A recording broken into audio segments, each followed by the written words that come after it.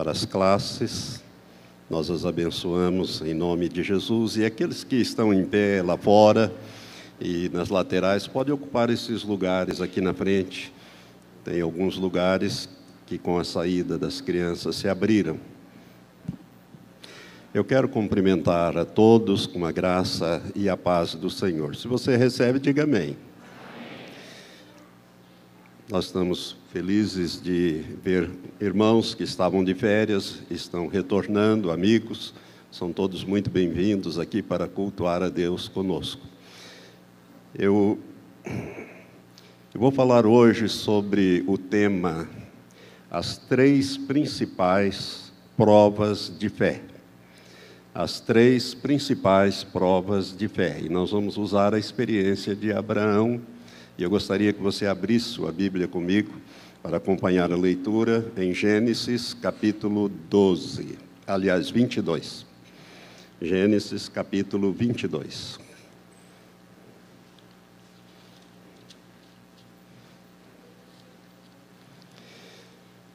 Gênesis capítulo 22, nós temos a história da prova que Deus submeteu a Abraão.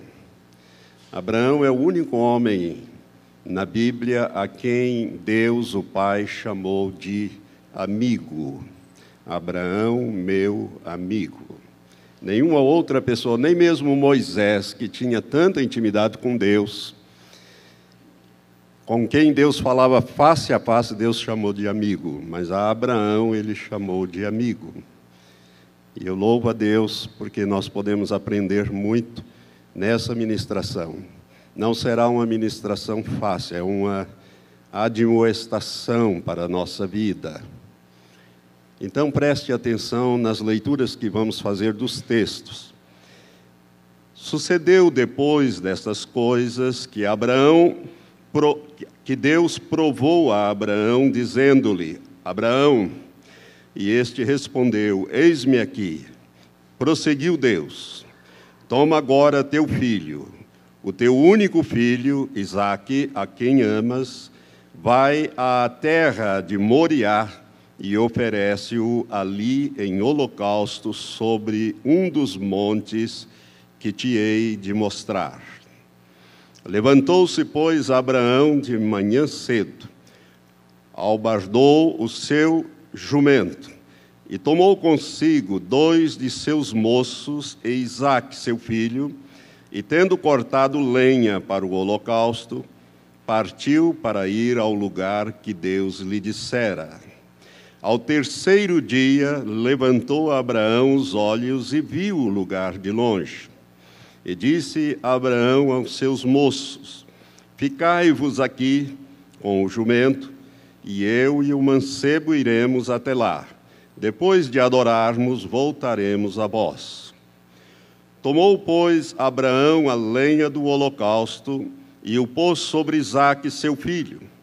Tomou também na mão o fogo e o cutelo, e foram caminhando juntos. Então disse Isaque a Abraão, seu pai: meu pai. Respondeu Abraão: eis-me aqui, meu filho. Perguntou-lhe Isaque: eis o fogo e a lenha, mas onde está o cordeiro para o holocausto? Respondeu Abraão: Deus proverá para si o cordeiro para o holocausto, meu filho. E os 2 iam caminhando juntos. Havendo eles chegado ao lugar que Deus lhe dissera, edificou Abraão ali o altar, e pôs a lenha em ordem, e amarrou a Isaque, seu filho, e o deitou sobre o altar em cima da lenha. E estendendo a mão, pegou no cutelo para imolar a seu filho. Mas o anjo do Senhor lhe bradou desde o céu e disse: Abraão, Abraão. E ele respondeu: eis-me aqui. Então disse o anjo: não estenda a mão sobre o mancebo e não lhe faça nada. Porquanto agora sei que temes a Deus, visto que não me negaste teu filho, o teu único filho. Nisso levantou Abraão os olhos e olhou, e eis atrás de si um cordeiro embaraçado pelos chifres no mato. E foi Abraão, tomou o cordeiro e o ofereceu em holocausto no lugar de seu filho. Pelo que chamou Abraão àquele lugar Jeová-Jiré, donde se diz até o dia de hoje, no monte do Senhor se proverá. Então o anjo do Senhor bradou a Abraão pela segunda vez desde o céu e disse: por mim mesmo jurei, diz o Senhor, porquanto fizeste isto e não me negaste teu filho, o teu único filho, que deveras te abençoarei e grandemente multiplicarei a tua descendência, como as estrelas do céu e como a areia que está na praia do mar. E a tua descendência possuirá a porta dos seus inimigos. E em tua descendência serão benditas todas as nações da terra, porquanto obedeceste à minha voz. Então voltou Abraão aos seus moços, e levantando-se foram juntos a Beerseba, e Abraão habitou em Beerseba. Depois destas coisas, anunciaram a Abraão, dizendo: eis que também Milca tem dado à luz filhos a Naor, teu irmão. Que Deus abençoe esta palavra ao teu espírito. Agora eu gostaria que você, deixando a sua mão aí, manipulasse, fosse até Hebreus. Carta aos Hebreus, no capítulo 11, nós encontramos aqui a famosa galeria dos heróis da fé, e Abraão não poderia faltar nesta preciosa galeria. Abraão está citado aqui como um dos grandes heróis da fé. Capítulo 11, verso 17 a 19, nós lemos assim: pela fé, Abraão, sendo provado, ofereceu Isaque, sim, ia oferecendo o seu unigênito àquele que recebera as promessas, e a quem se havia dito: em Isaque será chamada a tua descendência, julgando que Deus era poderoso para até dos mortos o ressuscitar, e daí também em figura o recobrou. Abraão passou por esta prova de fé e nós queremos meditar um pouco sobre isto para edificar também a nossa fé. Amém? Senhor Deus, nós te pedimos, ó Pai, nesse instante, que o Senhor nos use como instrumento agora para falar ao teu povo. Ó Deus, abre o entendimento de cada um, como o Senhor abriu o meu, e me deu estas riquezas, Pai, que quero compartilhar com os irmãos. A fim, ó Pai, de que nós possamos eventualmente corrigir a nossa vida, a nossa ótica, o nosso foco, para não sairmos para fora do querer e da vontade do Senhor. Abençoa o teu povo que vai ouvir tanto aqui, nesta hora da noite, como também através da internet. Eu lhe peço isso, Pai, numa atuação pronta do teu Espírito, em nome de Jesus oro. Amém. Amém. Irmãos, esses dois textos que falam dessa experiência de Abraão, nós podemos encontrar aqui as três principais provas de fé pelas quais passou Abraão na sua vida. Nós devemos entender que Satanás, ele nos tenta. E quando ele faz isso, ele procura extrair de nós o mal. Na nossa natureza carnal, vir à tona para que nós pratiquemos o pecado, para que nós façamos o mal. Ele nos tenta na nossa natureza carnal. Deus, por outro lado, ele nos prova. E quando ele faz isso é para trazer-nos o bem, para revelar em nós uma estatura de fé. Eu quero dizer para você que, embora eu, e creio que você também, preferisse não passar por provas de fé, eu quero dizer para você que uma fé que não pode ser provada não é uma fé confiável. Uma fé que não pode ser provada. E tem alguns crentes que quando falam em prova, é aquele crente tão frágil que só de falar em prova ele já fica desmoronando. Imagine se ele tiver que passar pela prova. Uma fé que não pode ser provada não é uma fé confiável da parte de Deus e também da nossa parte. Se você olhar depois em casa os capítulos anteriores, você vai ver que Deus, ele faz uma promessa a Abraão. Abraão era um homem muito rico. A Bíblia diz que ele era muito rico em ouro, muito rico em prata, muito rico em camelos, jumentos, enfim, em animais. Ele era um homem extremamente rico. Deus abençoara muito a vida de Abraão. Mas tinha uma coisa na vida de Abraão que o martirizava, que o fazia sofrer. A sua mulher, Sara, quem ele tanto amava, a linda princesa que Deus dera a ele, era estéril. E ele não tinha filhos, ele não tinha herdeiros. E Deus, quando Abraão tinha 75 anos, e Sara 65 anos, Deus, através de anjos, fala com Abraão e diz para ele que vai dar um filho a ele. E o tempo foi passando, não foi no ano seguinte, nem no outro, e foi passando, e Sara e Abraão resolveram dar uma mãozinha para Deus, e o resultado dessa mãozinha foi o aparecimento de um filho de uma escrava, que foi Ismael, o primeiro filho de Abraão com Agar, a escrava, que era uma escrava de Sara. E o resultado foi que a coisa piorou em vez de melhorar. A ponto de, quando chegou Ismael, quando chegou Isaac, e Abraão já tinha 100 anos, 25 anos depois, é que Deus vai cumprir esta promessa. O menino começa a crescer e as coisas se complicam em família.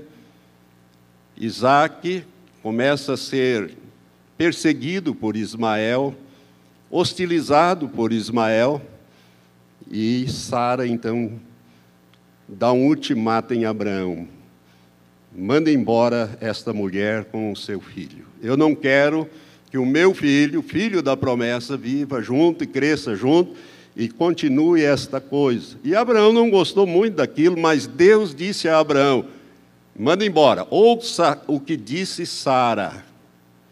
Irmãos, nós nunca iríamos entender isso, porque parece que Deus está aprovando ali a ciumeira de Sara contra Agar, sem considerar que Ismael também era filho de Abraão, e foi ela própria que engendrou esse plano, não foi coisa da cabeça de Abraão.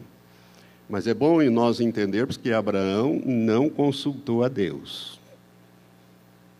E Deus não falou nada para ele para não fazer. Os dois resolveram fazer aquilo, e deu no que deu. A coisa complicou, e Deus então fala para Abraão: ouça Sara e mande embora a mãe com a criança. Isso era uma sentença de morte. Você mesmo lendo os textos, você vai descobrir isso. Nós não queríamos entender bem isso se não fosse a revelação que o Espírito Santo traz sobre este assunto, lá em Gálatas, capítulo 4. Eu queria que você abrisse sua Bíblia comigo, para você entender bem o porquê que Deus fez isso. Gálatas, capítulo 4, o apóstolo Paulo, mais uma vez, sendo usado pelo Espírito Santo, como foi em todas as suas epístolas. No capítulo 4, verso 21 de Gálatas, nós lemos: dizei-me, os que quereis estar debaixo da lei, não ouvis vós a lei? Porque está escrito que Abraão teve 2 filhos, um da escrava e outro da livre. Todavia, o que era da escrava nasceu segundo a carne, Mas o que era da livre, isto é, de Sara, nasceu por promessa, o que se entende por alegoria, pois essas mulheres são dois pactos. Um do Monte Sinai, que dá à luz filhos para a servidão, e que é Agar. Ora, esta Agar é o Monte Sinai na Arábia. Você sabe que os filhos de Ismael, que foram 12, vão dar origem aos 12 povos árabes. Arábia, árabes. Está aí a origem desse povo. E da confusão que vem até hoje, e ainda vai estourar essa terceira guerra por causa desse negócio. Eu tenho falado sobre isso. Mas vamos voltar ao texto. Ora, esta Agar é o Monte Sinai, na Arábia, e corresponde a Jerusalém atual, pois é escrava com seus filhos. Mas a Jerusalém que é de cima é livre, a qual é a nossa mãe. Pois está escrito: alegra-te, estéril, que não dás à luz. Esforça-te e clama, tu que não estás de parto. Porque mais são os filhos da desolada do que os filhos da que tem marido. Ora, vós, irmãos, sois filhos da promessa como Isaque. Mas, como naquele tempo o que nasceu segundo a carne perseguia ao que nasceu segundo o Espírito, assim é também agora. Que diz, porém, a Escritura?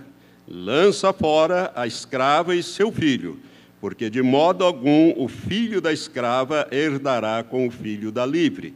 Pelo que, irmãos, não somos filhos da escrava, mas da livre.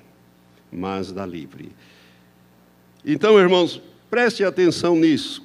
Nós nunca iremos dar a Deus o nosso Isaque. Preste atenção nisso. Nós nunca iremos dar a Deus o nosso Isaque, se não nos livrarmos do nosso Ismael. Ismael é a carne. Isaque é a promessa, é o filho da promessa, gerado por ação de Deus, sobrenatural. Sara não podia ter filho, ela vai dar filhos a Abraão com 90 anos. 90 anos, Abraão tinha 100 anos. Deus teve que fazer um milagre duplo ali, além de dar a Sara a capacidade de gerar, porque ela era estéril. Deus renovou tudo dentro daquela mulher, fez um milagre de restauração nela e no Abraão. Tanto que o Abraão vai viver 175 anos e Sara 127 anos. Ela ainda vai ficar 37 anos curtindo o seu Isaque, o seu filho. Por isso, irmãos, nós não daremos o nosso Isaque a Deus, não ofereceremos o nosso Isaque a Deus se nós não nos livrarmos do nosso Ismael, que é a nossa carne. Isso aqui é uma alegoria, é um simbolismo, como Deus está falando aqui através da sua palavra. Nós concordamos inteiramente que Deus possa exigir de nós que renunciemos o mal ou as coisas más, mas nós nunca vamos esperar que Deus exija de nós o bem que Ele mesmo nos deu. Ele tinha dado Isaque a Abraão, e agora Ele quer de volta. Nós não vamos exigir, nós não podemos entender bem por que Deus fez isso. Primeiro Ele dá, agora Ele pede de volta. À primeira vista, se você não meditar um pouco mais profundo, você não vai entender por que Deus fez isso. Mas só para adiantar para você, é uma prova que Deus submeteu a Abraão, que estava entre dois amores, o amor a Isaque e o amor a Deus. O amor a Isaque e o amor a Deus. Preste atenção nisso. Abraão, irmãos, ele amava profundamente seu filho Isaque. Por quê? O Isaque para ele era a coroação de tudo. Ele era um homem extremamente abençoado em todas as coisas, só faltava o Isaac, a ponto de uma vez, quando Deus fala nesse assunto, creio que é a primeira vez, ele disse, mas eu não tenho herdeiro. Eliezer, que é da Síria, de Damasco, ele vai ser o meu herdeiro, ele é um criado em casa, mas eu vou deixar para ele. Deus disse, não, eu vou te dar um filho da Sara. Tanto que Sara, quando recebe essa notícia, ela ri.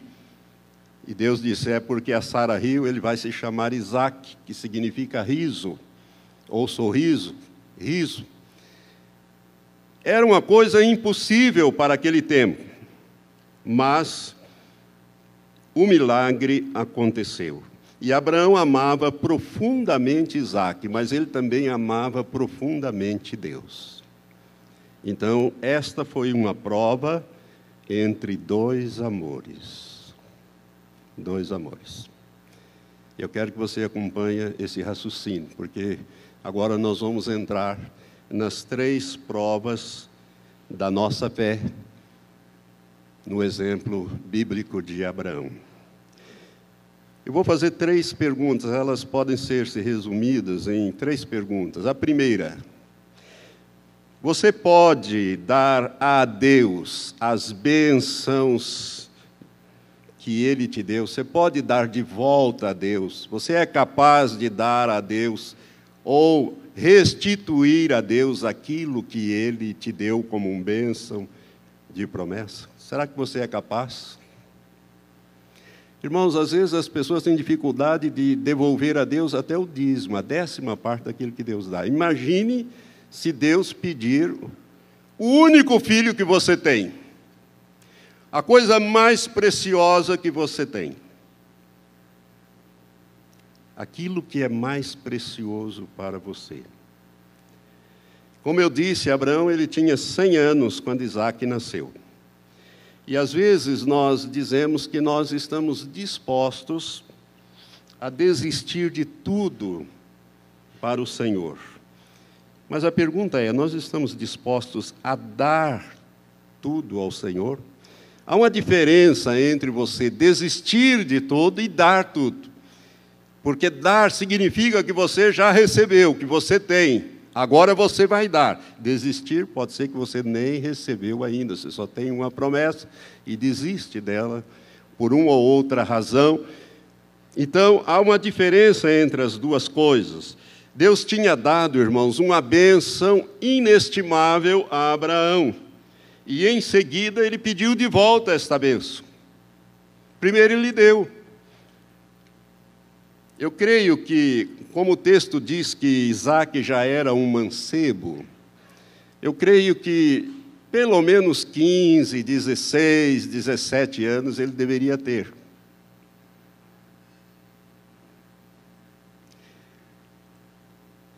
Quando Deus vai submeter Abraão a esta prova, terrível prova, difícil prova, pedindo de volta aquilo que Abraão mais amava na sua vida.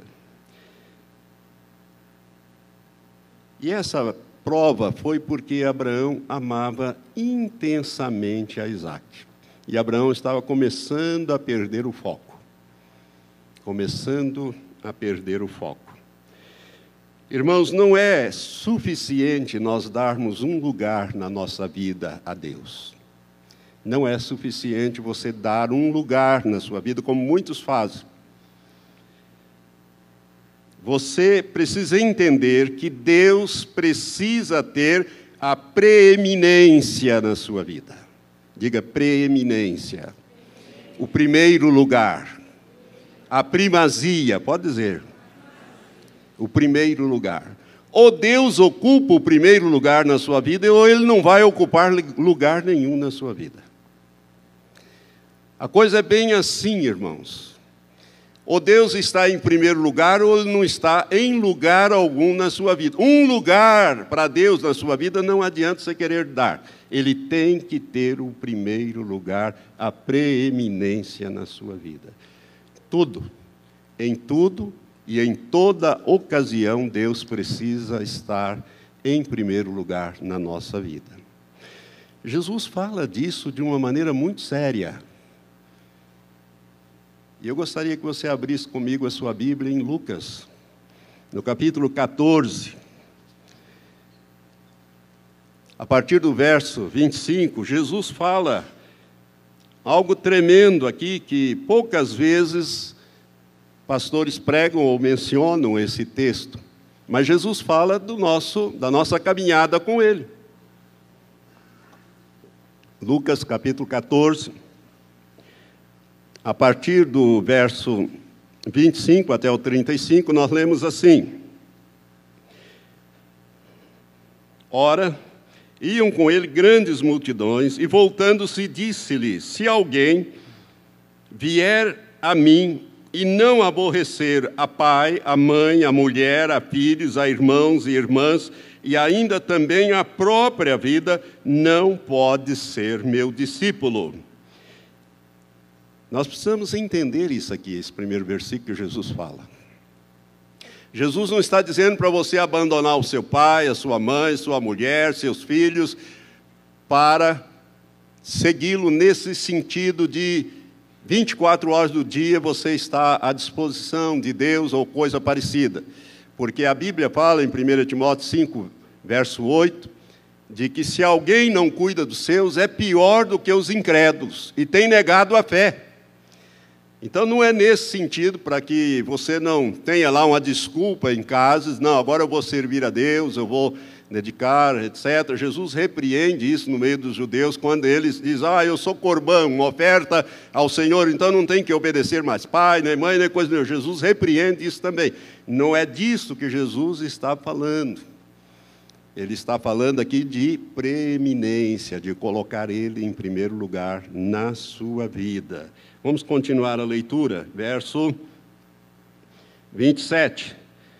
Quem não leva a sua cruz e não me segue, não pode ser meu discípulo. E aí Jesus vai contar, então, duas parábolas para ilustrar aquilo que ele está falando. Pois qual de vós, querendo edificar uma torre, não senta primeiro a calcular as despesas, para ver se tem com que a acabar? Para não acontecer que, depois de haver posto os alicerces, e não a podendo acabar, todos os que a virem comecem a zombar dele, dizendo, este homem começou a edificar e não pôde acabar. E a segunda parábola que ele conta é, ou qual é o rei que, indo entrar em guerra contra outro rei, não se senta primeiro a consultar se com 10.000 pode ir ao encontro do que vem contra ele com 20.000? No caso contrário, enquanto o outro ainda está longe, manda embaixadores e pede condições de paz.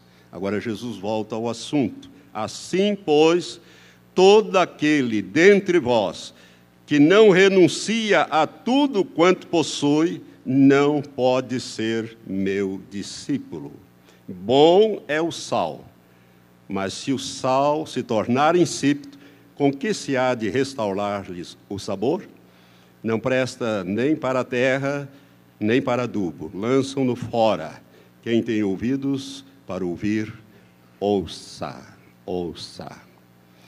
Irmãos, aqui nós temos que entender que Jesus ele está falando da mesma coisa, de prioridade de Deus ser prioritário na sua vida. Não quer dizer para você abandonar a sua família, etc., não é nesse sentido, mas você às vezes vai ter que fazer escolhas.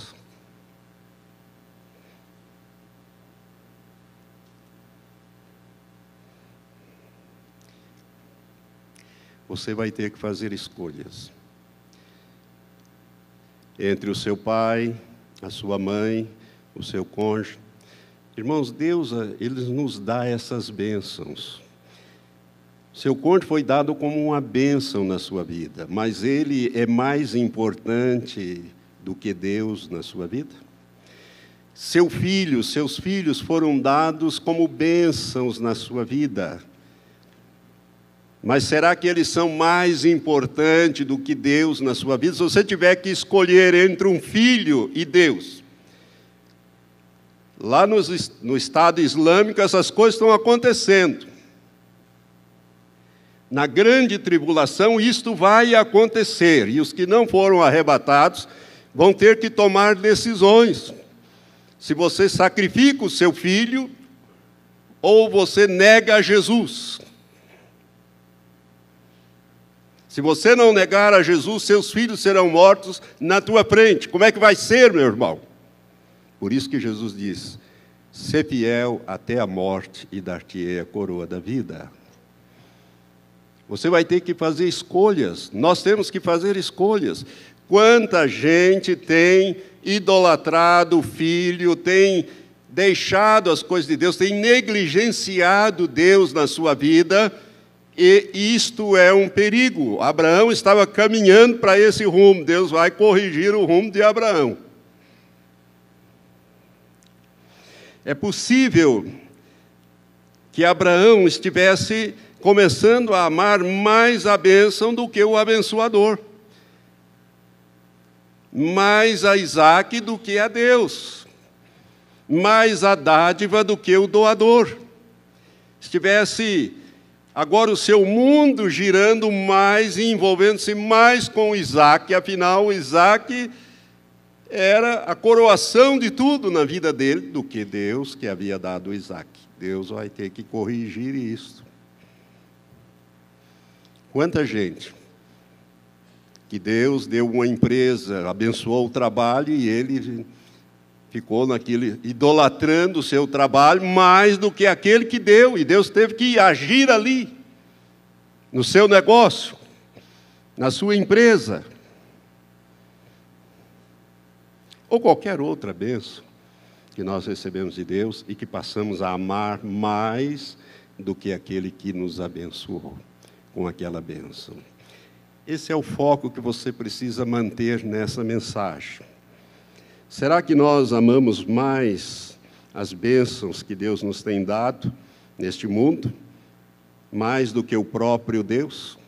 Irmãos, Deus nos abençoou com algo extraordinário que é a nossa salvação. Tem gente que nem é capaz de agradecer todos os dias por esta bênção extraordinária da salvação, do novo nascimento. A salvação custou muito caro para Deus, custou a vida de seu filho. Não havia outro meio, outro caminho, outra solução para este problema. E às vezes, quando nós pensamos na morte de Jesus, nós ficamos muito na cruz. A cruz foi um meio para chegar ao fim. A morte de Jesus foi uma morte espiritual. A minha e a sua também é uma morte espiritual. Não é morte física. Fisicamente nós continuamos a morrer. Mas espiritualmente não. Ele nos vivificou, estando nós mortos em nossos delitos e pecados. E uma vez que você foi vivificado, você foi por causa da morte de Jesus. A Bíblia diz muito claramente, na primeira epístola de Pedro, que Jesus, em espírito e na alma, desceu ao inferno, e ali não é o que muitos pregadores, às vezes já ouvi mensagem desse tipo, não é isso não. Alguém disse, ele chegou lá no inferno, deu uns petelecos no diabo, tomou a chave e voltou triunfante. Não é isto. Jesus teve que entrar no sofrimento do inferno. Ele teve que sofrer em meu lugar, pagar pelos meus pecados e pelos seus pecados. E ali ele ficou, como preço da nossa redenção, por cerca de 40 horas, até que Deus o ressuscitou. Deus lhe diz, tu és o meu filho, eu hoje te gerei. Ele é o primeiro a nascer de novo. Por isso ele é o primogênito entre muitos irmãos. Quando ele veio unigênito do Pai, quando ele ressuscitou como o primogênito entre muitos irmãos. Deus está fazendo uma família no céu para ele. Você e eu fomos arrebanhados para ele através do novo nascimento, mas isso custou caro para Deus. Então ele nos abençoou com a salvação, ele nos abençoou com a liberdade que nós temos de vir à igreja livremente, não vir, né? Você fazer aquilo que você quer e gosta de fazer. Ele te abençoou, nos abençoou com a prosperidade, com a tecnologia, e tem gente que está colocando isso em primeiro lugar, amando mais essas coisas do que o próprio Criador. o próprio abençoador. Irmãos, isso está acontecendo no seio da igreja. É o que nós chamamos, ou é chamado de apatia espiritual. Nós já estamos meio apáticos. Parece que não funciona mais. Antes tinha uma alegria. Quando você se converteu, por isso que Deus fala lá na igreja, lá na primeira igreja de Éfeso, né? Volte ao primeiro amor. Você tinha alegria nas coisas de Deus, em orar, em ler a Bíblia, cantar, estar nos cultos e compartilhar com os irmãos, aprender. Você tinha fome. Parece que depois de um tempo vai entrando uma apatia e você vai se divertindo mais com as coisas e você vai amando mais as pessoas e coisas do que aquele que te deu a bênção maior, que te dá todas as coisas, inclusive o fôlego da vida. Irmãos, isso é muito sério. Deus teve que corrigir a rota de Abraão. Ele já estava mais do que encantado com este Isaque.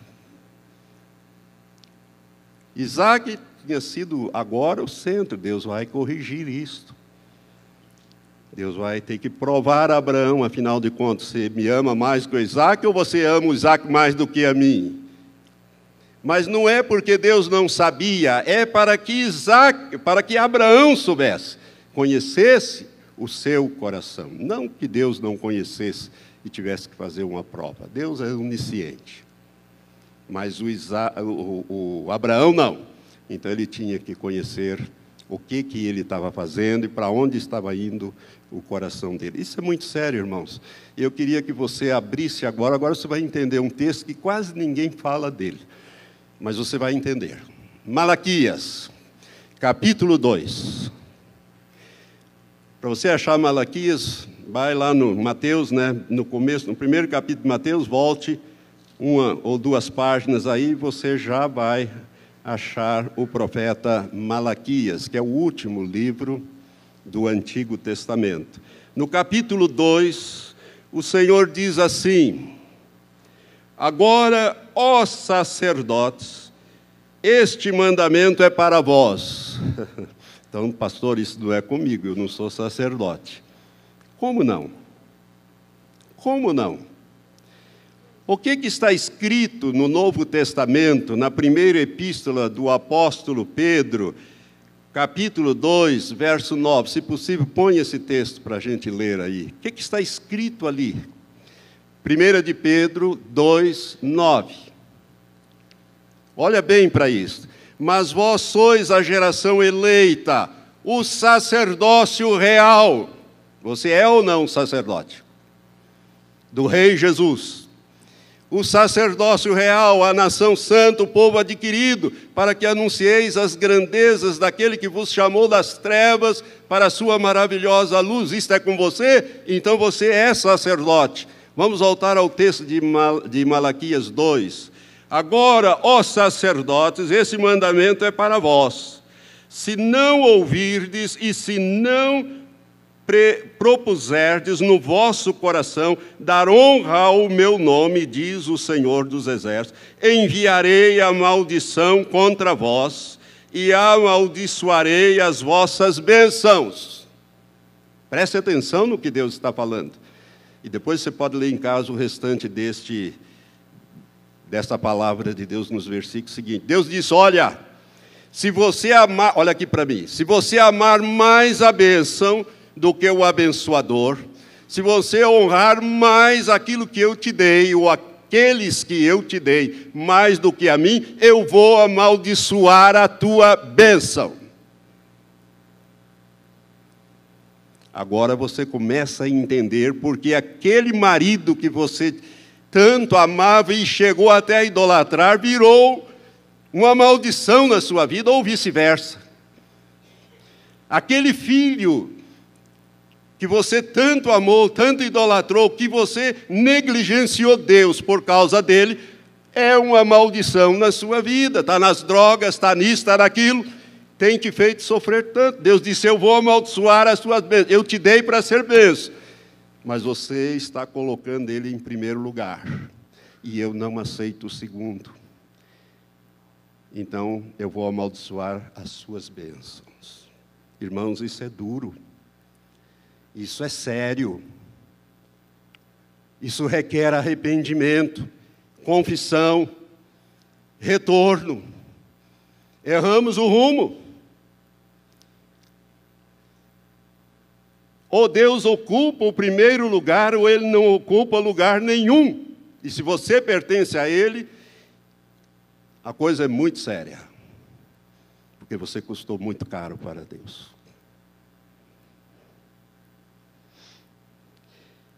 É por isso, irmãos, que muitos crentes sofrem com a imoralidade dentro da casa, no seio da família, sofrem com a impiedade, a perversão, o aborto, a pornografia, a indiferença, tantas coisas acontecem, não sei, mas Senhor, mas pastor, eu sirvo a Deus, mas não é bem o problema de servir a Deus, você ama a Deus mais do que essas pessoas ou estas coisas que Deus tem te dado? Como é que está o teu amor? Como é que Deus está na tua vida? Ele é proeminente ou ele tem ocupado o segundo e terceiro lugar? Deus vai ter que corrigir, você é filho. Hebreus 12 diz que a todos quanto ele toma por filho, ele corrige, ele açoita. Eu não queria passar por uma prova dessa que Abraão passou.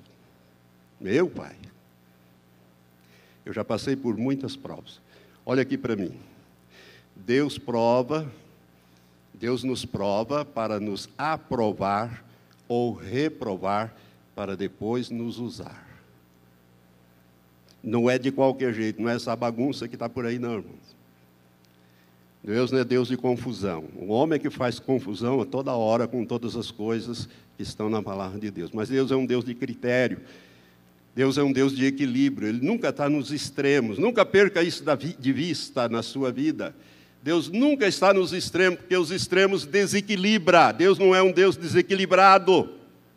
E nós também não. Não podemos ser, pois temos o Espírito dele para nos guiar em todas as coisas. Então, essa palavra aqui é uma coisa muito séria. Nós temos permitido com as nossas ações, a nossa negligência do nosso amor a Deus, o verdadeiro amor a Deus, o respeito a Deus, a consideração a Deus, buscando Deus em primeiro lugar, para que as demais coisas nos sejam acrescentadas, como Jesus falou em Mateus 6. Com essas atitudes, o que nós temos feito? Nós temos permitido que as nossas bênçãos se tornem maldições na nossa vida. Isso é sério.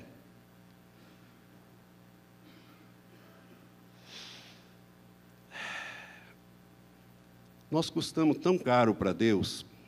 Agora eu vou te dizer uma coisa que você já leu, mas você não percebeu. Possivelmente você não percebeu. Deus é extremamente ciumento. Ele é ciumento de você. Você custou muito caro para Ele. A Bíblia diz que Deus é zeloso. Essa palavra quer dizer ciumento. Ele não te compartilha. Aliás, a Bíblia diz muito claro que Deus é ciumento. Vamos abrir a nossa Bíblia lá em Tiago, capítulo 4. O apóstolo Tiago, pelo Espírito Santo, nos revela isto na sua epístola. Depois de Hebreus, encontramos a epístola de Tiago, capítulo 4, versos 4 e 5. Eu quero o 5, mas vou ler também o 4 para você, para ficar mais claro o texto. Infiéis, não sabeis que a amizade do mundo é inimizade contra Deus? Portanto, qualquer que quiser ser amigo do mundo constitui-se inimigo de Deus. Ou pensais que em vão diz a Escritura, o Espírito que Ele fez habitar em nós anseia por nós até os ciúmes? O Espírito Santo é ciumento. Nós somos propriedade do Deus Altíssimo, comprados com o sangue de Jesus. Eu já falei para os irmãos uma vez, torno a repetir. Um dia eu tive um êxtase.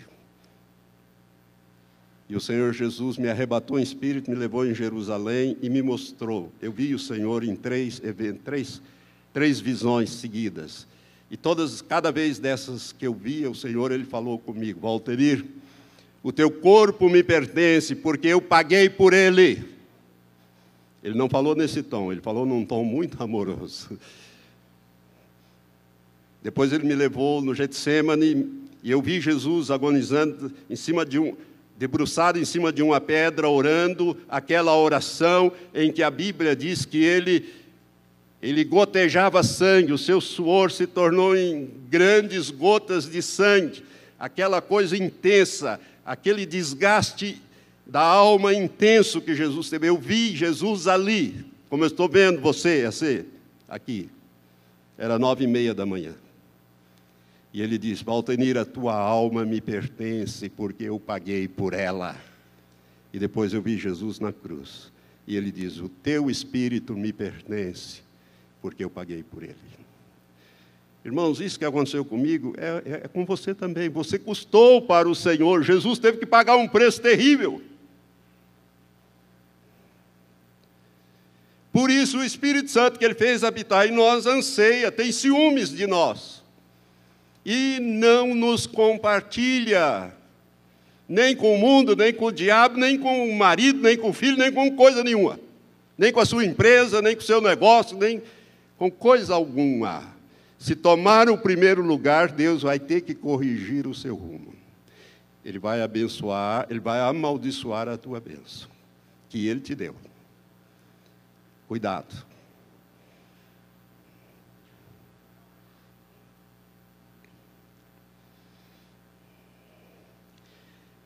A segunda pergunta, para nós entendermos essas 3 provas de fé que Abraão passou, é essa. Você e eu podemos confiar em Deus, em todos os seus propósitos para cada um de nós? Você pode confiar em Deus em relação ao seu propósito, o propósito de Deus para você? Será que dá para você confiar? Irmãos, Deus deu a Abraão não somente uma grande bênção, mas deu também um propósito com aquela bênção. Ele estabeleceu um propósito. Ele disse: com Isaque há um propósito. É por meio dele que eu vou abençoar todas as nações da terra, todas as famílias da terra. Em Isaque será chamada a tua descendência. E Deus disse: eu vou abençoar todas as famílias da terra em Isaque. O propósito da vinda de Isaque não era para satisfazer a vontade de ter um filho de Abraão e Sara. Era porque Deus tinha um propósito com aquela vida. Estabelecer ali a vinda de Jesus. Jesus é descendente de Abraão por Isaque. Ele é o filho de Abraão. E em Jesus, todas as famílias, todas as nações, todas as pessoas na face da terra podem ser abençoadas por Deus com a salvação e uma vida diferenciada aqui, enquanto nós estivermos aqui. Dá para você entender isso, meu irmão? Né? O propósito de Isaque, então, era abençoar você e eu e todas as famílias da terra. Nós, para compreender, para fazermos, irmãos, a vontade de Deus, nós temos que ter bem claro para nós 3 etapas bem definidas. Descobrir a vontade de Deus para nós, descobrir a vontade, seguir a vontade e concluir a vontade de Deus na nossa vida. Descobrir, seguir e concluir esta vontade de Deus na nossa vida. O propósito da obediência, aliás, o oposto da obediência é o quê? Desobediência. O oposto da obediência é a desobediência. A fé, irmãos, não é simplesmente obedecer apesar das evidências. A fé é obedecer apesar das consequências. É obedecer mesmo sem entender o propósito de Deus. Irmãos, essa foi a primeira e a única vez na Bíblia que Deus pediu um sacrifício humano. Não há na Bíblia nenhum outro pedido de Deus que sacrificasse alguém a Ele. E Ele fala: Abraão, pega o teu filho, o Isaque, a quem tu amas, e oferece no holocausto a mim. Amados, esse pedido de Deus foi arrasador na vida de Abraão. Você pode imaginar Abraão agora, Deus falando isso com ele. E Abraão conhecia a voz de Deus, tanto que ele vai obedecer. Deus já tinha falado com ele outras vezes, já tinha contactado, falado várias vezes com ele. Ele sabia que era Deus que estava fazendo aquilo. Mas foi arrasador, porque somente os idólatras, somente os pagãos faziam sacrifícios humanos. E agora Deus, o Deus Criador, que deu aquela grande bênção para ele, dizer: agora eu quero ela de volta, eu quero que você me sacrifique ele, no lugar que eu vou te dizer. Foi a única vez na Bíblia. Agora, na hora H, quando o cutelo ia descer sobre o pescoço de Isaque, Deus diz: para aí. Agora eu sei que você me ama, que você não me nega nada, nem mesmo aquilo que você mais ama na face da terra e que eu te dei. Deus não aceitou o sacrifício humano. Deus só aceita um sacrifício diante dele, o sacrifício de Jesus Cristo. Só o Cordeiro imaculado, sem pecado, que Jesus aceitou, que Deus aceitou ser sacrificado diante dele. Satanás pensa que Jesus foi um sacrifício a ele. Não, foi um sacrifício a Deus. É o único sacrifício humano que Deus aceitou, porque Jesus era 100% humano, 100% homem. Eu vou parar aqui, irmãos, que eu quero continuar e o meu tempo já foi. Essa palavra é muito séria, eu nem dormi direito, porque quando o Senhor começou a me mostrar essas coisas, eu fiquei assustado. Eu fui muitas vezes provado para ser aprovado. Não foi só no início desta obra, foi durante esta obra muitas vezes. Se eu contasse para os irmãos, eu nunca falei coisas aqui que você ia ficar arregalado. Você ia ficar assombrado com as coisas que eu tive que enfrentar por causa da obra de Deus. Deus prova para aprovar ou reprovar para depois Ele usar. Por isso, não tema a prova. Nós precisamos ser provados e Deus nos prova. Deus quer mostrar para nós quem nós somos realmente. E é na prova, não é na tentação. Na tentação, Deus não tenta ninguém, e Ele não pode ser tentado. Tiago diz isso. Mas quem tenta é o diabo. Mas provar, Deus prova. Ele quer que você conheça o teu coração. Conheça quem realmente você é e aquilo que realmente você ama, ou a quem você ama realmente. Realmente. Foi a única vez que Deus pediu um sacrifício humano. E Ele, na verdade, Ele não aceitou. Ele parou esse sacrifício. Quando chegou no ponto em que as coisas se definiram. Que Abraão ia realmente sacrificar o seu único filho. E Hebreus nos diz por quê. Porque Abraão, ele confiava nas promessas. Ele tinha ouvido dizer, Deus falar: olha, esse filho é o filho da promessa, e é nele que as nações serão benditas. Por isso que o autor da carta aos Hebreus, por revelação do Espírito Santo, nos diz exatamente que Abraão foi ao extremo, porque ele sabia que Deus era poderoso para trazer de volta Isaque, para cumprir a promessa que o próprio Deus havia feito a Abraão. Irmãos, nós estamos entrando num tempo de definições. Deus vai mostrar se você é ou não é.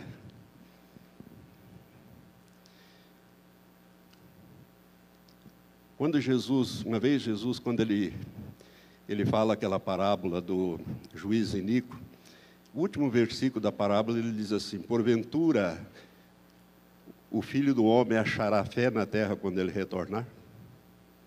Fé na terra quando ele retornar?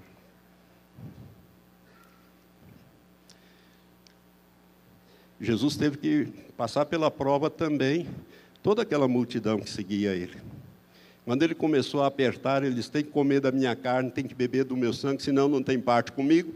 A turma foi embora. Foram todos, a ponto dele virar para os 12 e perguntar: e vocês querem ir também?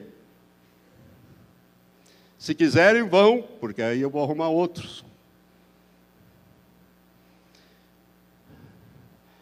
Irmãos, nós precisamos estar preparados para provas da nossa fé. Jesus disse: tudo é possível para aquele que crê. Então, eu estou falando sobre fé. As provas de Abraão o tornaram o quê? O pai da fé.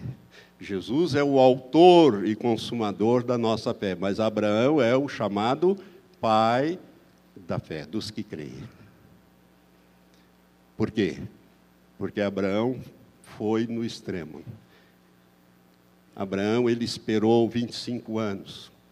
Abraão, quando Deus disse para ele: agora eu quero ver com você, se você realmente me ama, ou se você ama mais o seu filho. Você está tão grudado nele, Abraão, que eu vou ter que fazer alguma coisa. Irmão, você não pode se grudar a ninguém e a nada. Você não pode colocar ninguém na frente de Deus. Ou Deus é o primeiro lugar na sua vida, ou Ele não tem lugar nenhum na sua vida. Eu vou continuar essa mensagem, porque tem muita coisa ainda que eu preciso mostrar aos irmãos sobre esse episódio que se deu na vida de Abraão. E tudo que está escrito lá no Antigo Testamento é para ensino nosso, para instrução nossa, como diz o apóstolo Paulo em Romanos. Amém? Para que você possa enfrentar as provas, possa dizer: Senhor, eis-me aqui. Qual foi a resposta que Abraão deu a Deus? Eis-me aqui. Naquele momento em que Isaac fez aquela pergunta, você pode imaginar o coração de Abraão? O Isaac carregando aquela lenha toda, o Abraão com o cutelo e com o fogo, e o Isaac olha para ele: meu pai. E ele diz: pois não, meu filho, aqui está a lenha, temos o fogo e temos o cutelo, mas onde é que está o cordeiro? Você pode imaginar o coração de Abraão? Mas ele começou a ensinar a Isaac sobre a sua fé. Ele diz: Deus proverá para si um cordeiro. Deus vai prover. Abraão não sabia nada daquele cordeiro que estava preso lá pelos chifres. Ele sabia que ele ia sacrificar Isaac. Ele estava ali para fazer isso. Ele estava chegando lá. Mas ele tinha fé de que Deus poderia mudar. Ele não ia sair do trilho, mas Deus poderia mudar aquela situação. Até mesmo ressuscitar o seu filho. Vamos ficar em pé. Eu gostaria muito que você viesse domingo que vem para você pegar a conclusão desta mensagem. Para que você pudesse edificar a sua fé de uma tal maneira que você pudesse ser como o pai Abraão. O pai Abraão é citado muitas vezes na Bíblia como um pai da fé, daqueles que creem, daqueles que são redimidos porque creem, porque confiam. E crer é confiar, é saber que Deus honrará a sua palavra. Diga assim: Deus é um Deus de palavra. E é um Deus da palavra. Isso. Então, irmãos, a palavra de Deus é que vale. O que Deus diz na palavra dele, você pode ter 100% de certeza que Ele jamais vai deixar cair por terra. Ele não deixa. Na palavra dele, não. Ele não desonra a sua palavra. Por isso Ele é Deus Todo-Poderoso. Amém? Só Ele pode fazer isso. Nós não. Nós damos a palavra às vezes e falhamos com ela. Nós somos homens e estamos sujeitos a mentir. Mas a Bíblia diz que Deus não é homem para mentir. O que Ele fala, Ele cumpre. Olha, irmãos, isso é muito sério. Eu quero concluir só com isso, porque eu falei de manhã. E quero concluir também agora. Estou me lembrando agora. Uma vez Deus mandou um profeta, que não é mencionado por nome na Bíblia, mas Deus mandou um profeta ao sumo sacerdote Eli, para corrigir Eli, por causa dos filhos de Eli, que eram sacerdotes e estavam fazendo coisas erradas. E Deus fala duramente com Eli, diz, olha, se você não tomar providência, eu vou matar os seus 2 filhos. Eu vou amaldiçoar a tua bênção. E esse profeta diz lá no primeiro livro de Samuel, capítulo 2. Deus fala através daquele homem, Deus fala para Eli assim, eu honro os que me honram, mas os que me desprezam serão desprezados. Grave esta palavra. Deus honra aqueles que o honram. Como é que eu posso honrar a Deus? Honrando a sua palavra, crendo na sua palavra, praticando a sua palavra. Deus diz, eu vou te honrar também. Em qualquer coisa, irmãos. Seja com o teu filho, seja com o teu marido, seja com o teu cônjuge, seja no teu negócio. Se você honrar a Deus e não seguir por outro caminho, mas honrar a Deus, honrando a palavra dele, você pode dizer, Senhor, a tua palavra diz que o Senhor honra aqueles que te honram, eu te honrei. Agora eu desejo ser honrado. Você vai ver o que Deus vai fazer. Ele não deixa a palavra dele cair por terra. Ele disse, eu honro os que me honram, mas os que me desprezam serão desprezados. Nós temos que aprender a confiar em Deus e na sua palavra 100%, sem titubear. Porque os dias que se aproximam não serão dias muito fáceis, não. Mas nós poderemos realmente, se o mar não abrir, como nós cantamos, a gente vai por cima d'água. Ou você pensa que tem dificuldade para Deus anular a gravidade?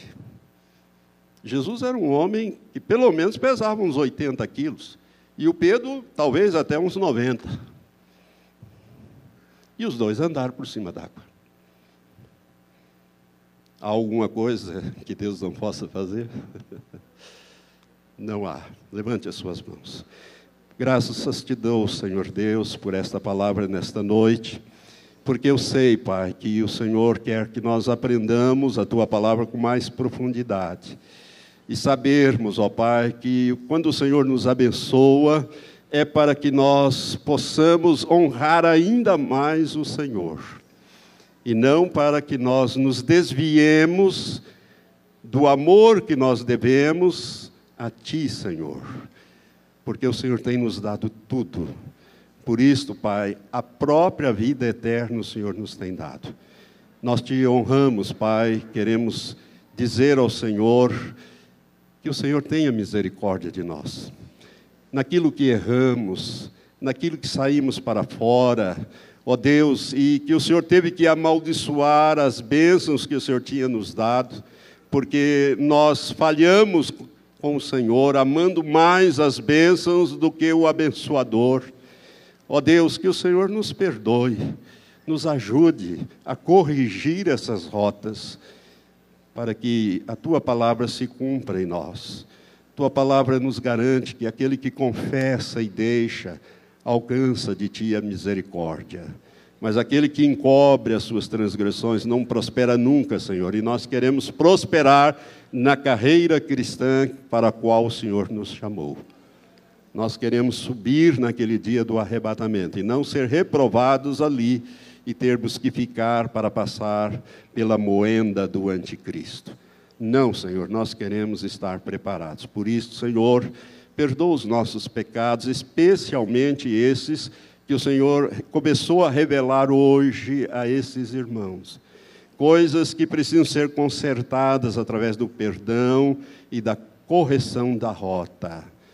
Pai, mostra essa semana, fala com o teu povo durante essa semana, até domingo que vem, Senhor, quando nós vamos reunir novamente em torno dessas escrituras para continuar esses estudos, exames. Ó Deus, traz a nossa memória para que a gente possa confessar e deixar, abandonar, mudar a rota, Pai. Nós queremos estar preparados no espírito, alma e corpo quando Jesus voltar. Maranata é a nossa oração. Ora vem, Senhor Jesus. Em teu nome nós oramos, Jesus.